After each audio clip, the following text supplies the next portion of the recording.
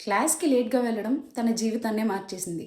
ఈ story California యూనివర్సిటీకి చెందిన జార్జ్ డాన్జిగ్ అనే స్టూడెంట్‌ది.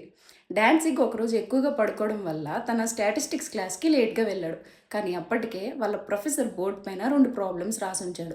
అది హోంవర్క్ ఏమో అనుకున్న డాన్జిగ్ తన బుక్‌లో ఎక్కించుకుని ఇంటికెళ్ళి సాల్వ్ చేయడం మొదలుపెట్టాడు. కానీ అప్పుడే డాన్జిగ్‌కి అర్థమైంది ఏంటంటే, ఆ ప్రాబ్లమ్స్ నార్మల్ ప్రాబ్లమ్స్ కంటే చాలా చాలా కాంప్లికేటెడ్‌గా ఉన్నాయని. అయినా సరే దాన్ని ఎలా అయినా సాల్వ్ చేయాలని పంతం పట్టి కూర్చున్నాడు. చాలా లైబ్రరీస్ చుట్టూ తిరిగాడు. ఎన్నో బుక్స్ చదివాడు. చాలా కష్టపడిన తర్వాత ఫైనల్‌గా ఆ 2 ప్రాబ్లమ్స్‌కి సొల్యూషన్స్ కనిపెట్టాడు. నెక్స్ట్ క్లాస్‌లో ప్రొఫెసర్ ఆ హోంవర్క్ అడిగితే చూపిద్దామని చాలా వెయిట్ చేశాడు. కానీ ప్రొఫెసర్ హోంవర్క్ అడగలేదు.